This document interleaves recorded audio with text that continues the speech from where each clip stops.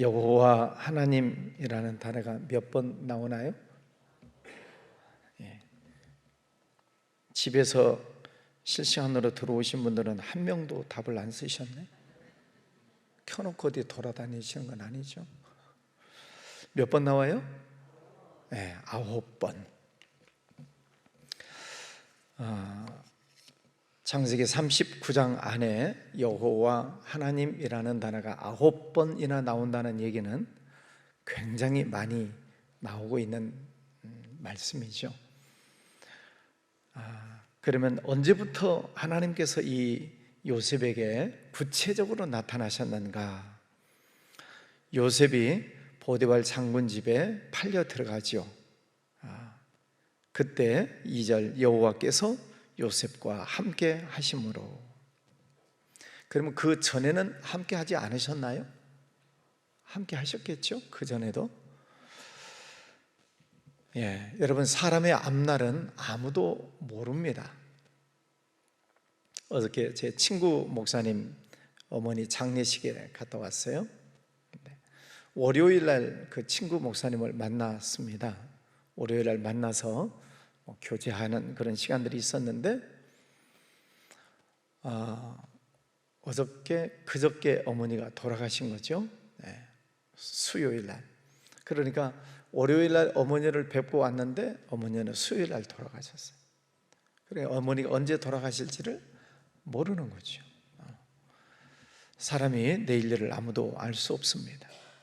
오늘 요셉도 17세까지 아버지 밑에서 왕자 취급을 받고 잘 먹고 잘 살고 행복하게 살았죠. 그러던 어느 날 갑자기 형들에게 미움을 받고 지금 애굽의 그 아라비아 상인들에게 팔려서 보디발 장군 집의 종으로 팔려 들어올 줄 누가 알았겠습니까? 요셉 본인도 또 가족도 아무도 알 수 없는 그 일이 느닷없이 생기게 된 것이죠. 그러면 17살짜리가 얼마나 노발대발해야 되고 형들에 대한 미움이 커야 되고 원망하는 소리가 얼마나 커야 되겠습니까? 자, 그런데 이제부터 말씀을 보시면 여호와께서 요셉과 함께 하셨다. 그가 형통한 자가 되었다. 하나님께서 이 종살이를 하고 있는 요셉과 함께 하셨다는 것을 어떻게 알 수 있는가? 하는 일마다 잘 된다는 거죠. 뭐 종으로서 하는 일이 잘 되면 뭐 자기에게 무슨 기쁨이 있겠습니까? 자기 주인집이 잘 되는 것이죠. 그런데 그것으로 끝나지 않고 3절에 보면은 또 여호와께서가 2번 나오죠. 자, 이번에는 그의 주인이 여호와께서 그와 함께 하심을 보며 여호와께서 그의 범사에 형통하게 하심을 보았더라. 보디발 장군이 그 집의 종으로 사온 그 요셉이 일하는 것을 하나님이 함께 하시는 것을 봤다는 거예요. 하나님은 눈에 안 보이는데 어떻게 그걸 봤을까? 궁금하죠. 그리고 요셉이 하는 것마다 잘 되게 하는 것을 보았다는 것입니다. 하나님은 안 보이는데 그 주인 보디발은 어떻게 봤다는 거예요? 요셉의 행동을 통해서 보고 있는 것입니다. 요셉은 종으로 팔려 들어왔어요. 종으로 팔려올 때 다 쇠고랑을 챈다고 그럽니다. 이 발목에다가 쇠고랑을 채요. 그래서 도망치지 못하게. 그러니까 발목이 얼마나 살갗이 문드러지고 아프고 피가 나고 얼마나 힘들겠습니까? 그럼에도 불구하고 그가 원망하지 않습니다. 불평하지 않습니다. 그리고 맡겨진 일들에 대해서 열심히 일을 합니다. 그 모습을 주인이 보고 있는 거죠. 하나님을 보는 것이 아니고 요셉의 모습을 보는 것입니다. 그 집에 얼마나 종들이 많겠습니까? 보디발 장군의 집이니까 많은 종들이 있을 텐데 저놈은 좀 이상하다 하고 눈여겨보는 거죠. 이제 갓 들어온 종이니까 얼마나 감시가 심하겠습니까? 그럼에도 불구하고 이 요셉은 불평 없이 원망하지 않고 그저 열심히 일을 하는데, 그가 일하는 것마다 잘 되는 것을 주인이 보고 있는 것입니다. 그러면서 이 보디발이 생각하기를, 저놈은 하나님이 함께 하시는구나, 그것을 보는 거지요. 여러분, 우리가 생활을 하다 보면 느닷없는 일들이 생겨납니다. 가정에서도, 직장에서도, 혹은 사업장에서도, 또 혹은 자녀 속에서, 인간관계 속에서도 느닷없는 어떤 어려운 일들이 생길 수 있어요. 그 일을 대하는 우리들 속에 어떻게 그 사건을 대하느냐의 문제입니다. 믿음이 없는 사람은 하나님을 의식하지 않으면 왜 일이 나에게 생겼을까? 하필이면 왜 내가 이런 일을 당할까? 원망하고, 또 아니면 어떤 사람에 의해서 내가 손해를 봤다면 그 사람을 원망하고 불평하고 어떻게 이 원수를 갚을까? 울근불근하고 그러지 않겠습니까? 그게 사람의 감정이죠. 그런데 오늘 이 요셉의 사건을 놓고 보면 그렇게 힘들고 억울한 일을 당했음에도 불구하고 한마디 불평하지 않는 것입니다. 원망하지 않는 것입니다. 그리고 맡겨진 일에 대해서 성실하게 일을 하는 것입니다. 그게 믿음 없는 사람과 믿음 있는 사람의 차이점인 것이죠. 자, 그렇게 열심히 일을 합니다. 형통하게 되었다고 했습니다. 그랬더니 4절에 보면 요셉이 그의 주인에게 은혜를 입어 섬김에 그가 요셉을 가정 총무로 삼고 자기의 소유를 다 그의 손에 위탁하니. 보디발 장군이 큰 부잣집이죠. 근데 그 집의 모든 일들을 맡아서 하는 가정 총무로 삼고 다 그의 손에다가 위탁했다. 함부로 하겠습니까? 그렇지 않죠. 계속 지켜보고 그리고 믿을만 할 때 그 가정 일을 맡기지 않겠습니까? 세월이 많이 흘렀을 거예요. 그렇게 세월이 많이 흘러가는 동안 이 요셉은 시종여일하게 한결같이 변함없이 그 일을 잘 감당하는 모습을 보면서 저놈은 진심이구나, 그것을 주인이 보는 것이죠. 가식적으로 잘 보이려고 하는 게 아니라 진심으로 하는구나. 그랬을 때 그 큰 집의 가정 총무, 엄청나게 큰 부잣집 아니에요? 그 모든 일들을 위탁했다. 손에다가 다 맡겼다. 네가 알아서 해라. 우리가 사람에게도 인정받는 것이 참 중요합니다. 작은 일에 충성하는 자는 큰 일을 맡기시겠다 말씀을 하십니다. 우리 성도님들도 이런 믿음이 있으시기를 바랍니다. 어떤 환경 속에서도 불평 원망하지 마시고 주어진 환경 속에서 늘 감사하고 또 맡겨진 일에 대해서 열심히 충성하고. 그래서 우리에게는 두 개의 눈이 필요합니다. 하나는 육안, 현상을 직시할 수 있는 눈이 필요합니다. 어떤 일이 발생했을 때 정확하게 보는 눈이 필요하고, 두 번째 눈은 영안이 열려야 됩니다.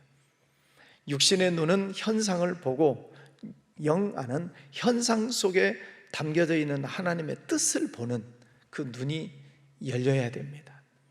그래서 그 사건 속에 하나님의 뜻이 무엇인가, 그것을 볼 줄 알면 요셉은 원망하지 않고 불평하지 않고 열심히 일했던 것처럼 우리도 모든 상황 속에서 감사하고 또 하나님 찬양하고 하나님 뜻을 따라갈 수 있게 되는 것이죠. 여러분, 육신의 눈도 밝아지시기를 바랍니다. 아침에 엘리베이터에서 집사님 만났더니 한참 젊은 분이 참 이제는 잘 안 보여요. 그래가지고 찬송가 큰 책을 사오셨대요. 육신의 눈이 밝아지시기를 축복합니다. 육신의 눈도 중요하고 영안이 열리셔야 돼요. 그래서 그 일 속에 하나님의 뜻이 무엇인가, 그것을 찾아낼 수 있는 눈, 그 눈이 밝아지시기를 바랍니다. 이게 하나님의 뜻이구나. 그러면 어떤 고난 속에서도, 어떤 역경 속에서도 여기 하나님의 뜻이 있구나. 그러면 감사하는 거지. 불평하지 않는 거지. 오늘 요셉이 그렇게 갔다는 거지. 자, 모든 일들이 형통합니다. 주인이 그를 믿고 그 많은 재산을 그에게 맡겼습니다. 이제 탄탄대로가 열리겠죠. 모든 일들이 잘 되어갈 것 같습니다. 그런데 항상 이럴 때 조심하라고 그랬죠. 호사다마, 호사다마라. 좋은 일이 있을 때 꼭 마귀가 역사를 해요. 지금 요셉이 종으로 팔려 들어왔지만은 어쨌거나 모든 일들이 형통하고 주인에게 인정받았고, 또 종들 가운데에서도 가장 높은 자리에 앉는 가정 총무가 되어서 이제 탄탄대로 모든 일들이 형통하게 되는 그런 좋은 호시절이 오지 않았습니까?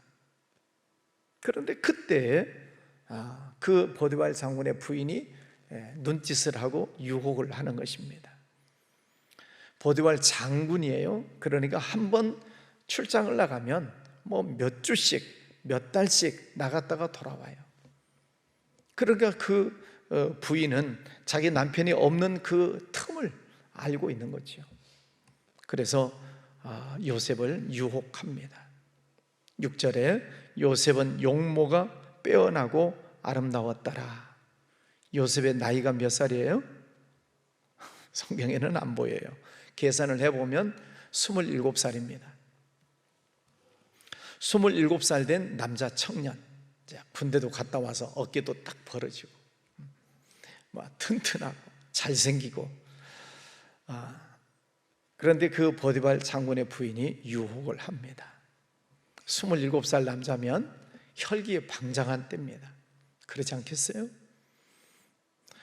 와서 유혹을 하는데 요셉은 뿌리칩니다. 9절에 내가 어찌 이 큰 악을 행하여 하나님께 죄를 지으리까? 하나님이 나를 보고 계시는데 내가 어떻게 사람들이 안 본다고, 지금 그 집에 아무도 없다고 그랬어요? 사람들이 없다고 내가 하나님께 죄를 짓겠습니까? 그리고 도망을 칩니다. 그 부인이 붙잡아서 옷을 붙잡죠. 옷을 벗어두고 도망을 칩니다. 그 일로 인하여서 그는 감옥을 가지요. 자기는 잘못이 없어요. 그런데 억울하게 누명을 쓰고 또 감옥에 갑니다. 왜 이렇게 호시절을 만났다가 또 감옥에 가야 되는 그런 안타까운 일이 생길까? 또 불평할 수 있잖아요. 하나님, 이게 뭡니까? 왜 줬다가 뺐습니까? 하나님을 향해서 불평하고 원망하고 또 신세 타령하고 주저앉아서 원망할 수 있겠지만은, 요셉은 감옥 안에 들어갔어도 원망했다는 말이 없어요. 그럼 도대체 요셉이라는 사람은 간도 쓸개도 없는 사람인가? 감정도 없는 사람인가? 그렇게 생각할 수 있지만, 또 21절에 보면은 여호와께서 요셉과 함께 하시고 그에게 인자를 더하사, 감옥 안에 들어갔는데 하나님이 함께 하신다는 거예요. 자, 그러면 우리가 생각할 때 하나님이 함께 하시면 형들에게 팔리지 않아야 되지요. 하나님이 함께 하신다고 하면 종살이를 하지 않아야 되지요. 하나님이 함께 하시면 감옥에 안 가야지요. 그런데 왜 하나님이 함께 하신다고 하면서 종살이로 팔려들어서 고생을 하고, 하나님이 함께 하신다고 하는데 왜 또 감옥 속에 들어가가지고 또 고생을 해야 됩니까? 하나님이 함께 하신다는데. 그래서 육신의 눈으로 보는 것이 있지만 영안이 열려야 된다는 거죠. 영안. 하나님의 뜻이 뭐냐, 그 속에 담겨져 있는 하나님의 뜻이 뭔가를 볼 수 있는 눈이 열려야 그 속에서 감사할 수 있게 되는 것이죠. 여러분, 생활하면서 내 실수, 내 잘못이 아닌데 갑작스런 어떤 사건이 생겼다. 이거는 정말 내 잘못이 아닌데 느닷없는 어떤 안 좋은 일이 생겼다. 그랬을 때 대부분 사람들은 노발대발 하겠지만은, 그러나 기도하는 사람은 그 속에 하나님의 뜻을 찾는다는 거죠. 잠잠히 하나님의 뜻을 찾습니다. 자, 그러면은 여호와 하나님이라는 단어가 9번이나 나온다고 말씀을 하셨는데, 그러면 우리 삶 속에서 하나님이 함께 하신다는 것을 내가 어떻게 알 수 있는가? 그렇죠. 우리도 하나님의 함께 하심을 알고 싶어요. 그죠? 나도 하나님의 함께 하심을 어떻게 알 수 있는가? 잘 보세요. 하나님이 함께 하시면, 하나님이 나와 함께 하시면, 근데 고난이 왔어요. 종살이를 해요. 감옥에 가요. 그런 힘들고 어려운 일들이 생겼는데 하나님이 함께 하시면 내 마음에 평안이 있어요. 이것을 여러분이 잘 깨달으셔야 돼요. 분명히 느닷없는 고난이 왔어요. 그런데 하나님이 나와 함께 하신다는 것을 느끼면 고난이 왔는데 내 마음에 평안함이 있어요. 그리고 화가 나지 않아요. 그 사람을 원망하지 않아요. 그리고 고난이 왔으니까 그 고난이 흘러가는데 그 흘러가는 고난 속에 순응을 해요. 그냥 따라가요. 그러면서 하나님을 붙잡고 하나님의 말씀 앞에 엎드리고 다 기도하고 하나님의 뜻이 있음을 믿고 잠잠히 그 고난을 받아들이고 가요.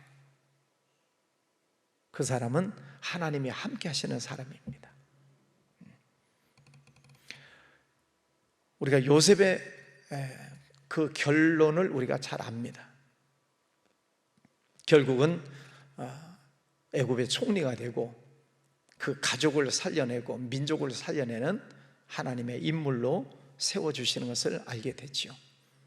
그래서 하나님께서는 그 형들에게 미움을 받고 종살이로 끌려가고 종살이 10년, 감옥살이 3년 하는 그 모든 과정들을 마치 퍼즐 조각 맞춰 가듯이 맞추시는 거예요.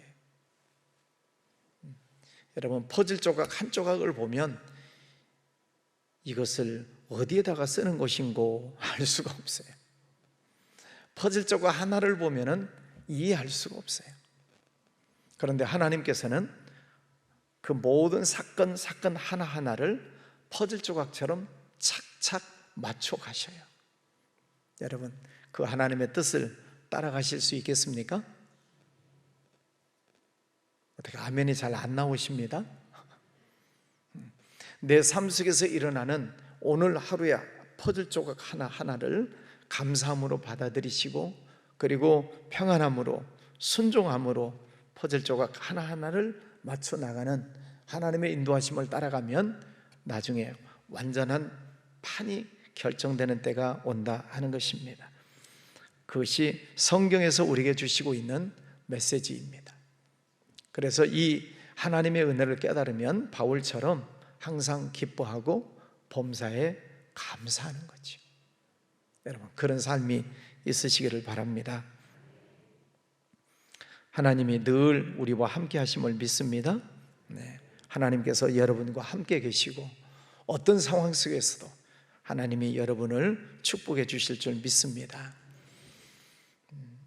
하나님은 하나님의 아들 예수 그리스도의 핏값이 여러분에게 있기 때문에, 여러분 속에 예수님의 핏값이 있기 때문에 하나님이 우리를 외면치 않으세요. 핏값. 그래서 하나님은 계속 여러분을 지켜보고 계시고 여러분을 더 복된 길로 인도해 가시는 것입니다. 여호와는 나의 목자시니 내가 부족함이 없으리로다. 그 말씀을 믿으시고 오늘도 하나님이 주시는 평안, 하나님께 감사하는 마음, 어떤 상황 속에서도 요동치 마시고 하나님 말씀 붙잡고 하나님 바라보시고 오늘도 승리하는 날 되시기를 주의 이름으로 축원합니다. 거룩하신 주님 감사합니다. 오늘도 귀한 아침을 주셨습니다. 요셉의 사건을 보면 불평하고 원망하고 날마다 울고 불고 신세 한탄을 해야 될 것 같지만, 그러나 요셉은 모든 환경 속에서 늘 감사하고 맡겨진 일에 대해서 최선을 다해 충성하는 모습을 보았습니다. 아무런 잘못이 없음에도 또 억울하게 누명 쓰고 감옥까지 가는 어려운 지경을 보았습니다. 그러나 그가 어떤 환경에 있든 여호와께서 그와 함께 하셨다고 9번이나 말씀해 주셨습니다. 아버지 하나님, 우리의 삶 속에 늘 하나님의 함께 하심을 믿습니다. 오늘 9번이나 함께 하셨던 것처럼, 아니 오히려 더 많은 숫자로 하나님께서 나와 함께 하심을 믿습니다. 하나님, 오늘도 하나님을 찬송하고 감사하고 또 주어진 일들에 대해서 최선을 다하며 충성하며 나아가겠습니다. 하나님께서 함께 하시니 그가 하는 모든 일들이 형통하였다고 했습니다. 주님, 우리가 하는 일들 위에 복 내려 주시옵소서. 형통케 하여 주시옵소서. 다른 많은 사람들이 우리를 보면서 저 사람은 하나님이 함께 하시는구나, 그것을 볼 수 있는 믿음으로 나아가기를 원합니다.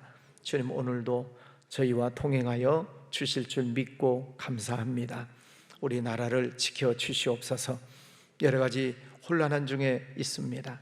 하나님께서 이 나라를 지켜주시고 붙잡아 주셔서 더러운 것, 악한 것, 부정한 것들이 다 사라지게 하여 주시옵시고 거룩한 백성으로 거듭나게 하여 주옵소서. 이 나라를 깨끗하게 정직하게 하나님께서 만들어주시는 과정인 줄 믿습니다.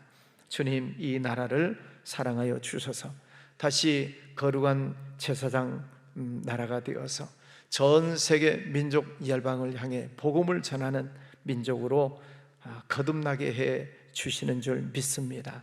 주님, 또 경제도 회복이 되고 또 남북 관계도 회복이 되고 하나님의 뜻이 온전하게 이루어지게 하여 주옵소서. 가정과 자녀들, 직장, 사업장, 육신의 건강, 모든 일들 하나님 주관해 주시기를 원합니다. 특별히 또 질병과 싸우는 이들, 또 회복을 위해서 애쓰고 있는 이들에게 큰 은혜 베풀어 주셔서 쓰다듬어 주시고 회복되게 하여 주시옵소서. 귀한 예물 드리는 손길도 축복해 주시옵소서. 예수님 이름으로 기도하였습니다. 아멘.